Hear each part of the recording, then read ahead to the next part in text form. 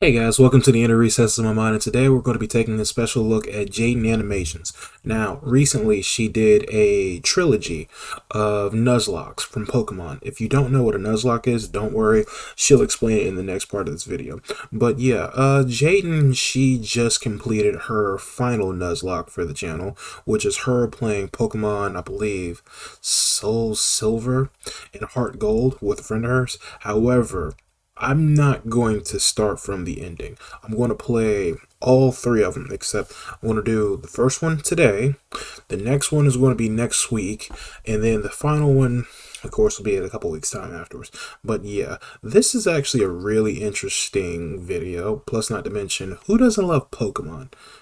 Well, actually, I know a few people, but either way, this is going to be interesting. So, before we get started, let me just morph myself. There we go. And let go. Within the Pokemon community, there's a set of self-imposed rules you can add to the games to make them more challenging, called a Pokémon Nuzlocke. You can only catch the first Pokemon you run into per route. If a Pokemon faints, it dies, and you can't use it anymore. And you have to... This is why I couldn't do it, because I'd be too upset, because I'd be attached to them. That's kind of the point, though. But, anyway. Nickname your Pokemon to get more attached to them. That means if you aren't careful, you can technically lose a Pokemon game under those conditions. I've wanted to do a Nuzlocke for the longest time. I've started a couple in the past, but never actually got to finish any because busy. But today's the day that all changes. I decided to make a video on my first full attempt at a Pokemon Ruby Nuzlocke. Let's see how it went. After breaking free from the back of the moving truck my mom stuffed me in and introducing myself to the neighbor Brendan, the kid that I always thought was a monkey said that he heard screaming up ahead. Professor Birch is getting mauled by a level 2 Poochyena, so I let his Torchic out and she scratches the crap out of it. He gifts me Torchic for rescuing him, and I name her Teriyaki, my first Pokemon. Walking up the route more, I run into Brendan, who challenges me to a battle, where Teriyaki proceeds to also scratch the crap out of his Mudkip. Good job, Teriyaki, you're 2 for 2, doing great. Professor Birch gives me 5 Pokeballs, and the Nuzlocke has officially started. I walked back up to catch my first Pokemon and ran into a Zigzagoon. Alright, not the best, but I can work with this. You know, I think we're gonna have a really awesome adventure. Dude! So Teriyaki one-shotted Zigzagoon with a critical hit scratch, but whatever. Contain your murder a little bit, alright, guy? Route 102 is right around the corner, and that's where I was able to catch Corn the Seedot. Look at Teriyaki is on demon time for no reason. us, couple of friends ready to take on the Hoenn region together. After watching the weird kid Wally struggle to catch his first Pokemon, I continued on to Route 104 and found a little Talo in the grass. Aggressive and screams and hungry? Oh yeah, I know your name. If you're a fan of Jaden Animation, you'll know that Ari is the name of her pet bird in real life. Anyway. Petalburg Forest, a Team Magma grunt jumps some random professor, so Ari and Teriyaki peck his eyes out. Oh, hello, Shroomish. I'm gonna name you Onion. I make it to Rustboro, and while getting ready to take on Roxanne's gym, Teriyaki kills another Zigzagoon I was about to catch. What's your problem with Zigzagoons, dude? But it turned out alright, because she also ended up evolving. Onion was able to destroy Roxanne with ease, and we got our first gym badge. Exiting the gym, we catch a glance that Team Magma is up to no good again. Something about the scorching earth or something. And this old man exclaims that they stole his Pico. Here's your dog. Also, you're coming with me. The mayor thanks me by turning me into his errand boy, and I arrive in Dewford to give a letter to Stephen. Alright, what do we got? Ugh. Okay, Chomps. After finding Steven, it was time to take on Brawly, the next gym leader. Ari's a stone-cold killer, and easily earned MVP in that fight. Things were going well, 2 badges in, and the team is looking good. On my way to the next city, I caught a tentacle on the beach. Squidward. And after beating Team Magma and Brendan again in Slateport, it was time again to get ready for the gym battle with Watson. But as I was fighting some trainers, Chomps the Mawile got electrocuted a bit too hard and was killed. Jaden, let's battle. I want to show you how strong I am. Okay. Ari, this is an electric gym. You're not allowed to fight in here, so you can just wait outside. Aww. While battling the gym trainers, Onion evolved into Breloom, and together with Teriyaki, they were able to get another victory. Now we were riding high. 3 gym badges in and no main casualties. With our massive confidence, we decided to take on the Win Straight family's challenge of beating all their family members. I had Squidward out front to get him some experience, but we ran into some troubles with Grandma. Oh god, it's gonna do a high jump kick. We can take him out, but I need a clean switch first. No. No. Damn! I had to sacrifice Hush Child the Whismer, but honestly that was the safest move to ensure no one else died. Goodbye, That was Hush Child. cold. You might be missed. That While was we were heading to Fall cold. Arbor, fighting some trainers, Ari evolved. Oh, look at my big bird. Oh, look at you. Yeah. We were almost to town, but we had to get through the sooty grass on 113. Oh, jeez. Alright, Barf, get in there with the rest of them. I walked into Meteor Falls to see Team Aqua and Team Magma arguing about water and rocks. Can I go? So get over here, Zubat. They kept complaining and I had to go up the volcano they were blocking to fight Maxie, the Team Magma leader. That was a hard fight. Onion and Teriyaki were able to take out his Mightyena and Camerupt, but his Golbat hit hard. I ended up having to switch in Ari and double team up to win the battle. Not the most honorable of strategies, but it worked and we're moving on. Win's On the a way win. down the volcano, I ran into a matchup. Oh, hello there, Chad. What? You're a female? Did I stutter? We arrived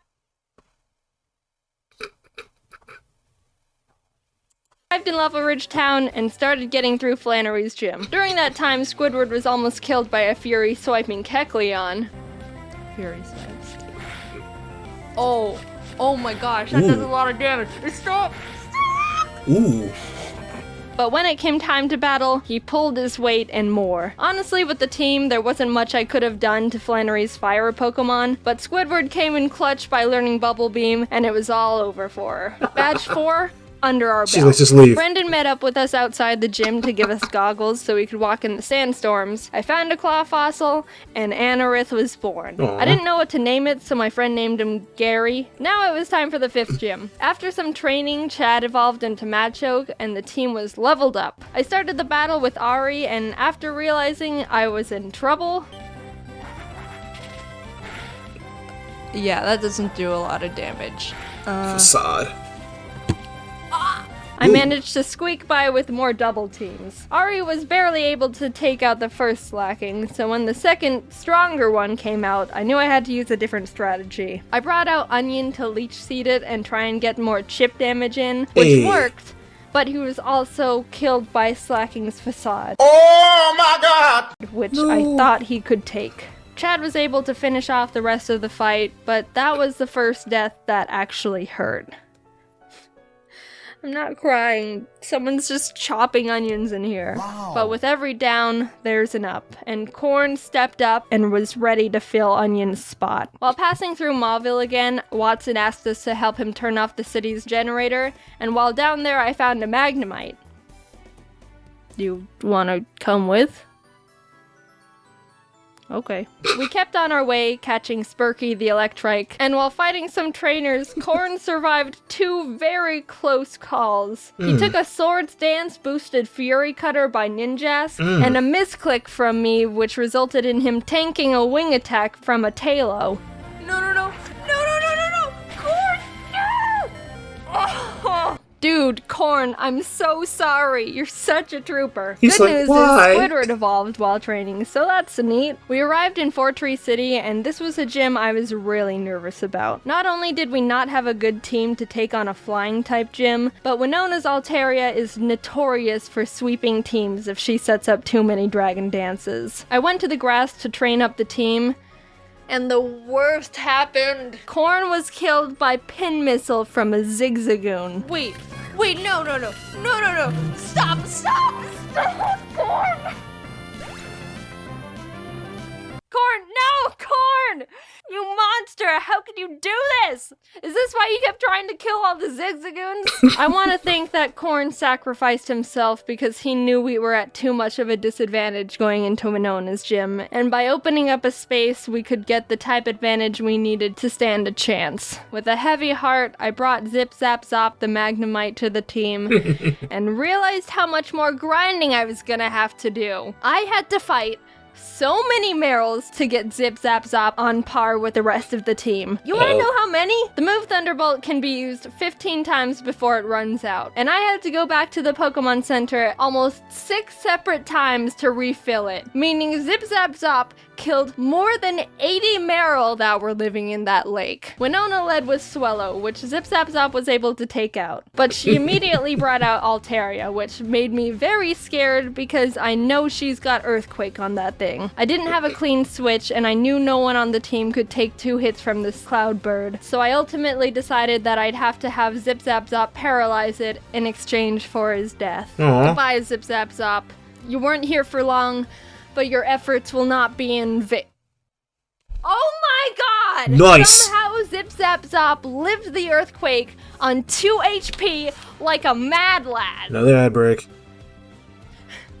Corn must have been looking down on us for that one, because there was definitely a 90% chance Zip Zap Zop was supposed to die there. With that string of luck, I was able to switch Ari in for Zip Zap Zop to predict another earthquake, and started chipping away at the Altaria, which was not gonna be easy. She was already starting to stack up those dragon dances, which make her moves even more powerful, and I was legitimately sweating. But with what little luck we had left, Winona got greedy and tried to get in that last dragon dance, and that's when Ari was able to swoop in and snipe that kill. Ooh. If that Altaria would have decided to attack at any point, she would have one-shotted anyone and everyone on my team. Thank you, Corn. You shined your photosynthesis onto us. From there, I was able to heal up Zip Zap Zop and sweep the rest of her team. The 6th gym badge was ours. Outside the Safari Zone, I found a Duskull I was able to catch. I tried to have Gary on the team since resurrecting him from the dirt, but he honestly has like no moves that do damage, so I decided to replace him with Sin. We arrived in Lily Cove and I tried fishing on the beach for a Pokemon, but Chad punched the Whalmer I reeled up too hard and killed it. We stormed Team Magma's base, and while trying to get the Master Ball they've got on the ground, an Electrode exploded and almost killed Chad, which was uncalled for. After beating their admin, they escaped into a submarine, and I went on to fight the next gym. Tate and Liza were the first double battle gym leaders, and I didn't realize until too late that I was just a tad underleveled for them. Ooh. They don't have any more than 2 Pokemon, so I think we should be okay. 42?! And she's... oh, no. Uh-oh. Sin and Zip Zap Zop made a good duo, being able to confuse and paralyze them, but Solrock managed to get off a Sunny Day powered flamethrower in Zip Zap Zop's face, which totally killed him. Ooh. That really sucked. He put in so much work for the team and really carried us this far. The rest of this fight's for you, Zip Zap Zop. Squidward came out, and together with Sin, were able to finish off the duo, getting us our 7th gym badge. Nice. Alright, Spurky, you're up. I think I single-handedly wiped out the entire water Pokemon population between Zip Zap Zop and Spurky. I went to Shoal Cave and caught Blubby the Spheal, and went out to take on Maxie one last time. For some reason, I didn't learn my lesson when being underleveled for Tate and Liza, because I was even more underleveled for Maxie. Mightyena. It doesn't go down? No! This fight was rough. Chad was able to take out his Mightyena, but I resorted to Squidward when his Crobat came out, and luck wasn't on my side here, because Squidward was killed by a high roll wing attack. Ooh. The way Pokemon works is there's a small range of damage an attack can do. It's not actually the same all the time, and it's kinda based on chance. So even though it looked like Squidward could have lived 2 wing attacks, Maxie was able to get a low roll on the first one, and a high roll on the second, which was the death of Squidward. But it wasn't time to give up. We had to persevere. For Squidward. Ari came in and took out the Crobat, and lived on 1 HP when hit by Camerap's Rock Slide. It was a tough battle, but we squeaked by. Barely. After that fight, I needed to take a step back and seriously grind up the team again. Aww. If we were just a bit more underleveled, we would have been murdered.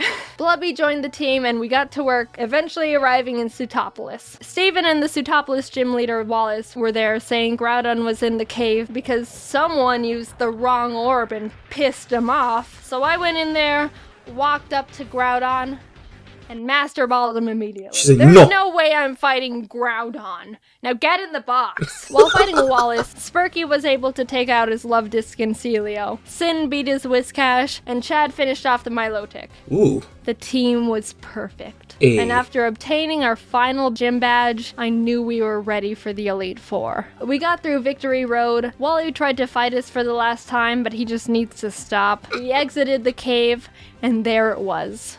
The final challenge.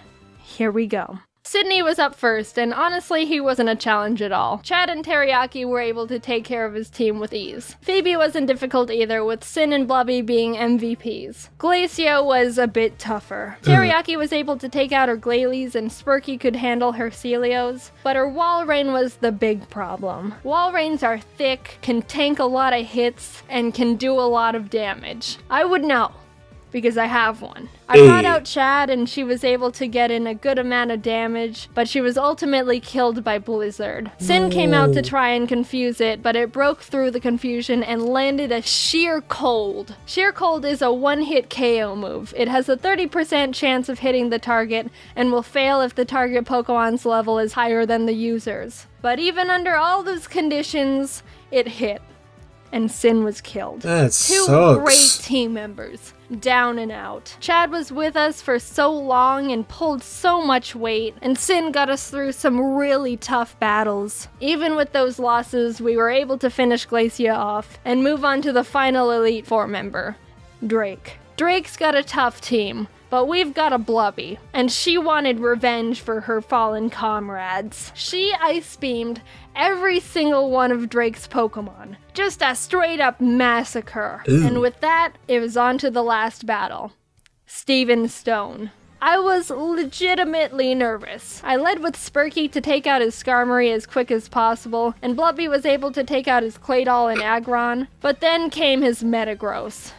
This might be the end. Metagross is Steven's strongest Pokemon, so I needed to hinder it as much as I could before it started doing serious damage. I knew his Metagross had Earthquake, which would definitely take out most of my team, so I had to have Spurky Kamikaze to get a paralysis off. Blubby came out again, and after a lot of hard work, finally beat the Metagross by spamming Surf. Teriyaki was able to finish his Cradily, and his final Pokemon was Armaldo, Gary's final revenge for getting booted from the team. I brought out Blubby because Teriyaki was pretty weakened, and after realizing she gets two-shotted by him, I knew she was gonna have to die. So with a heavy heart, Blubby pulled off her last Surf, getting Armaldo in the red, and was killed.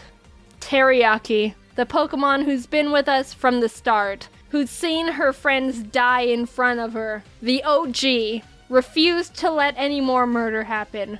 Onion, Corn, Zip Zap Zop, Squidward, Chad, Sin, Spurky, Blubby. Their zeros and ones won't go down in vain. Love the anime One run too, good like kick to the head, and we did it. We completed the Pokémon Ruby Nuzlocke. Teriyaki and Ari were the only survivors, but the whole team put in a lot of work to get us to number 1. A cheers to the true Mad Lads. no. That was good. A lot of twists and turns, but it was very enjoyable, honestly. Can't wait to get into the next one next week. But yeah, leave a comment if you've ever done a Nuzlocke before, and if so, alright, I think this is a good place to cut it out. Hey, thanks for making it all the way to the end of the video. Do me a huge favor, leave a like, comment, and subscribe. I love to hear your feedback. Also, hit the notification bell so anytime I upload something, you'll be the first ones to know. Also, follow me on other social medias like Instagram, Twitter, even my Discord. I'll have links in my captions and in the descriptions. And by always, I really do appreciate you taking a step into my mind, even if it was for a short period of time. You have a good one.